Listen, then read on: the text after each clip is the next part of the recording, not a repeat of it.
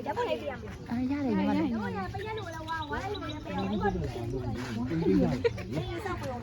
ပိန်တဲ့လူကလည်းဝါအိမ်နေဆော့ပြုံးနဲ့ ပိန်တဲ့လူတွေကပိန်အောင်တဲ့တက်ကုံရိုက်ပြီးမယ်တဲ့အခုလောဆယ်ရှင်းပြပေးပါအောင်တကယ်ချင်းဘယ်နာရောက်နေရလဲကျတော့မင်းတို့အကြောင်းကိုချီတက်နေရပဲဖြစ်ပါတယ်ဟုတ်ပါတယ်ဟိုအလားကောင်းဝင်မဲ့အခါနှောင်းတော့ရမှာဘာလို့လဲဆိုတော့ငလင်ပြီးမှဆိုတော့မင်းတို့အကြောင်းကပြိုးနေပြီပေါ့နော်အဲကျတော့ညီမရဲ့ကြည်ကွဲပေါ်နှလုံးသားကိုတွေ့ရမှာဖြစ်ပါတယ်ဟုတ်ပါတယ်ကြည့်ပါဦးအများကြီးပြိုနေရတော့ဘာမှတော့မကြံတော့ပိုက်တဲ့ဘိုးရိုက်ပြီရှား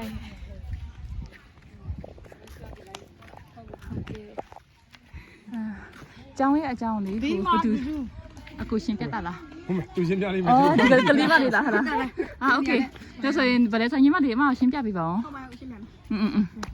်နားထောင်ရအောင်တင်ရှင်းတခါလေ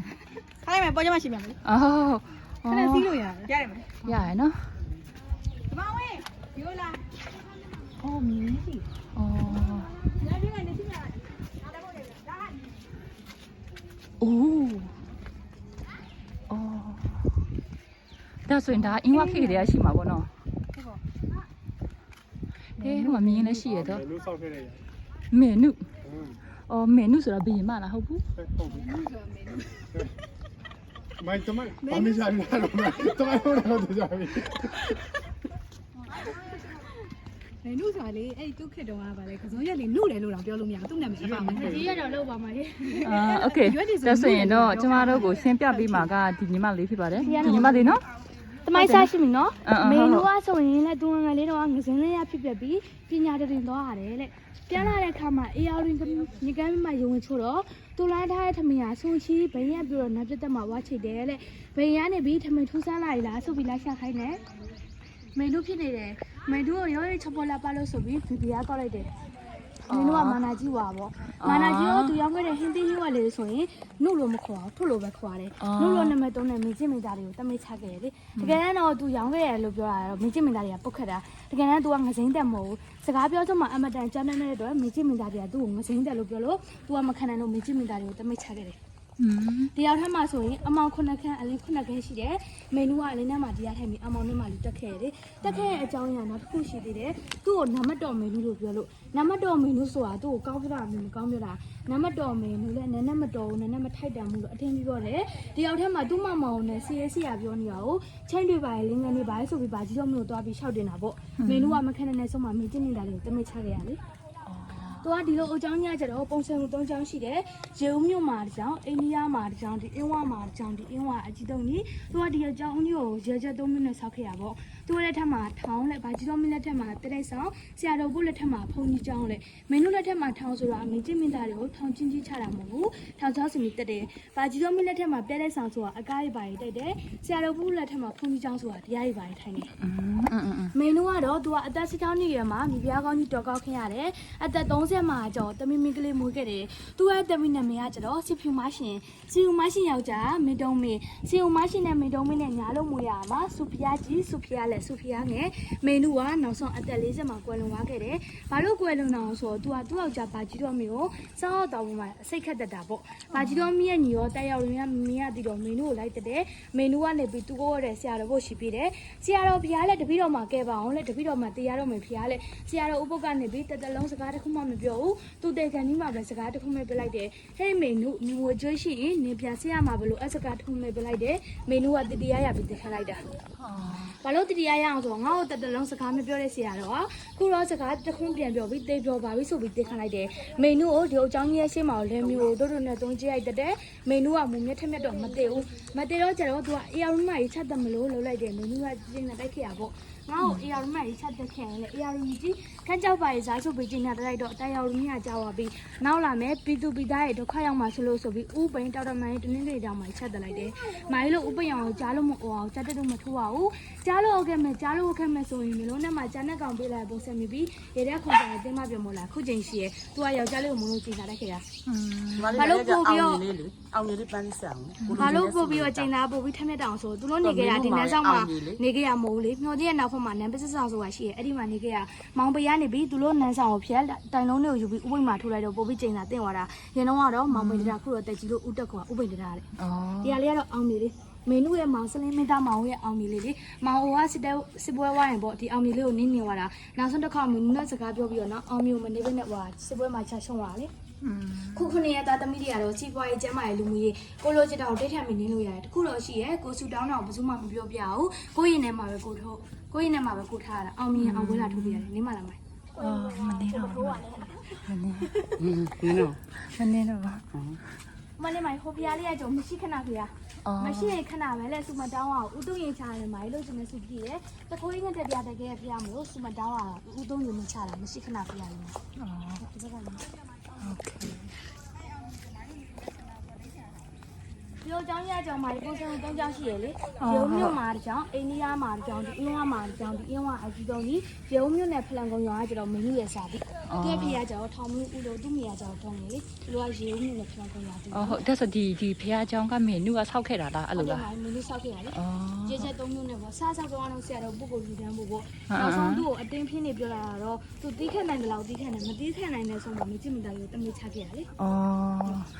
ဒီမှာပဲတက်မိတ်ချတယ်လို့ပြောရလား ချတယ် อ๋อ ဟု ဟုတ် တ်ဟုတ် ဘာလို့တမိတ်ချတယ်ဆိုတော့မိုင်ဘလို့တမိတ်ချတယ်ဆိုတော့ဒီအုံကျောင်းကြီးရဲ့အလေကောင်တက်တယ်မှာဖျားကန်းရှိရဲ့အရင် อ๋ออ๋ออ๋อ ဖျားရဲ့ရှိမှာပြင်မြန်တဲ့ချက်ရှိရဲ့မိကျမိသားတွေကိုဖျားရှိကိုကိုင်းနေတရားထိုင်နေဇုံမီဆိုတာနဲ့မောင်ကျူးလေးကိုဆိုလိုက်တော့ပြင်မြန်တဲ့ချက်ကလာပါအောက်မှာကျွန်းဆိုတာရှိရဲ့ဒါဆက်လန်စတီကိုရှိရဲ့အကျွန်းတော့ကြောက်သွားပြီလူကြီးကပိမက်စရိုက်ဖြစ်ကုန်ပြီမြစ်ခလဲကောင်မှာရေးချတာချဝါပေါ်တယ်ပေါ့ပေါ့တင်တက်တဲ့နှကောင်စားရည်ရဲမြေငါစားတယ်ခုတော့အနီရတော့ပို့သွားပြီပေါ့ อืม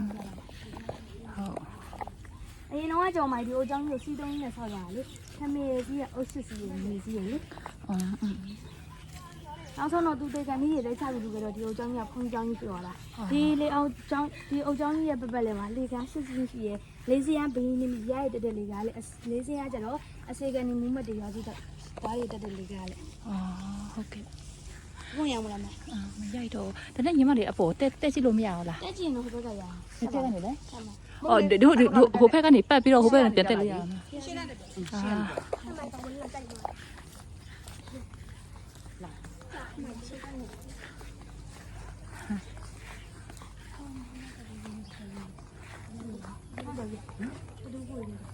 ဟုတ်တယ်ဟိုကိုကြီးနဲ့တစ်ဖွဲလဲနေမှာညီမကြီးတော့ဟလား အာဟုတ်တယ်ကို တူးကိုကြီးလေ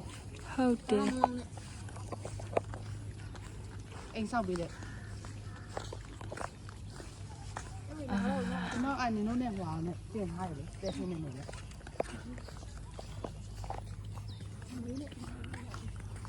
အာ ဒါတော့မိုက်ဆရာတော့ဘုစင်းနေလေးကလေဒီအကြောင်းနဲ့ဒုံနဲ့ကြည့်မှလေပုံစံလေးအေးရော်မြင့်မှာလိန်နာနေရပုံစံလေး อืม လိုက်တောင်မှရိုးရိုးလိုက်မဟုတ်လေဆူနာမီနဲ့မိပါတယ်လေ ဟုတ်ဟုတ် ဒီလေကတော့အကြီးဆုံးပေါ့ အော်အဲ့ဒါလေ တက်လေက อืม အနောက်ပေါ့အနောက်လေကပေါ့မင်းတို့တက်လေကကျတော့အရှိပေါင်းအရှိလေက อืม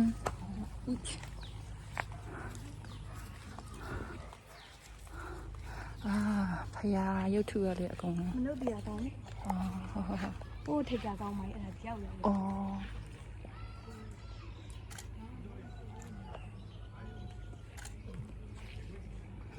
ဟိုကြီးနေဆိုတာ โอเค ဘယ်တမင် ဟုတ်ဟုတ် ကိုရှိရနေတော့ ဟုတ်တယ် ခ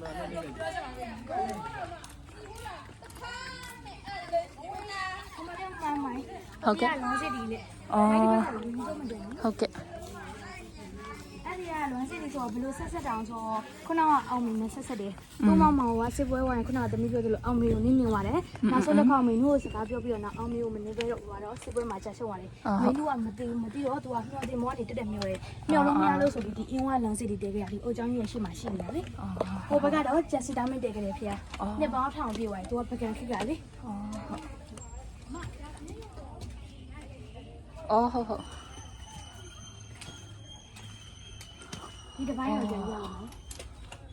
ဒီတော့ဆိုမှဒီကလည်းတော့ဆွဲပြထားတယ်။ဒီနောက်လာ ဟုတ်ကဲ့ခဏလေးနော်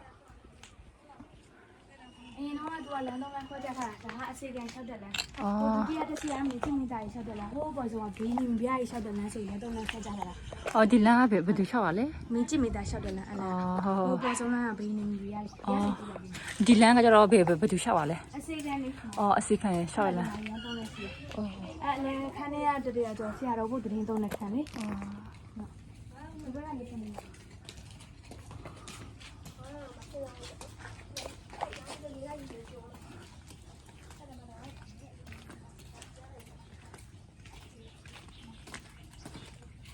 တော့မှသူမြကြီးမင်းသားကိုတမိတ်ချတဲ့ခန်းဆိုတာအခန်းလေ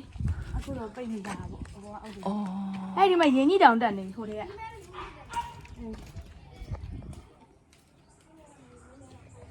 အောက်လိုကမိုင်းမပြိုးအပေါ်ကဝင်များပြီးပြိုးကြတဲ့ရအောက်ကိုဒူးချင်းမောက်ကြကုန်တာလေ อ๋อ ပြင်းများကြီးကျိုးကုန်တာပေါ့မ อืม ဘဘဖျားကန်ကြုံမလားမ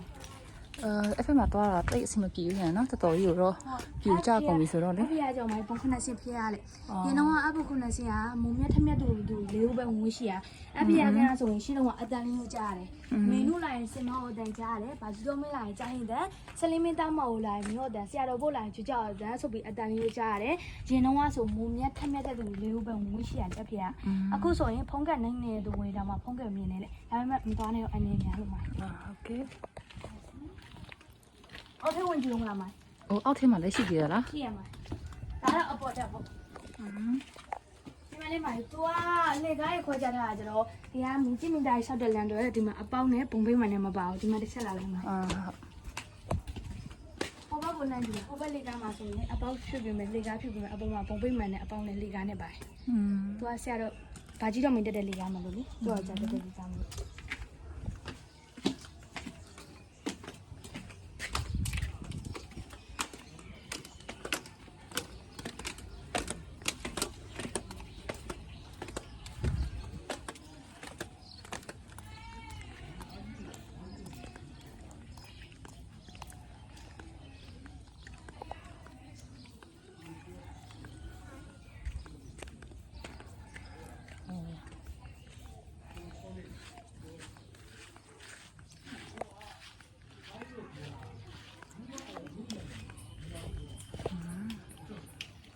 နားလေးမိုင်းဒီထက်မှကျတော့အမောင်ခုနှစ်ခန့်အလင်းခုနှစ်ခန့်ရှိရ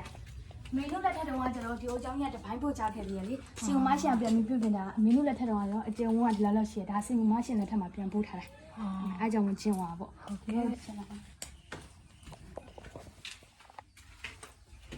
ဒီလိုပိတ်မိပါပါဒီတော့ဒီလိုဒူးချင်းမောက်ကြည့်နေအလင်းခန့် အော်အခုအကုန်မောင်သွားရေနော်အကုန်လုံးပိတ် ဒါကတော့လုံးဝအမောင်ခန့်ပေါ့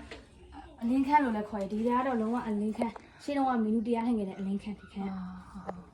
မင်းမလုပ်ခင်တော့ကတော့မရတော့ဘူးပါလေ อืม ဟိုးရှစ်တက်တဲ့မှာခုနကဖျားနဲ့ဆက်ထားတဲ့လိုင်းကောင်းဆိုတာရှိရခုကပို့သွားရောဒါကလုံးဝအမောင်ခန့်တယောက်ထက်မှမင်းနဲ့မင်းတို့ခုနကမကျင်တဲ့ဆိုရဲတမိတ်ဆိုင်ခန့်ဒီခန့် အော် ဒီဘက်ကလာနေမှာ โอเค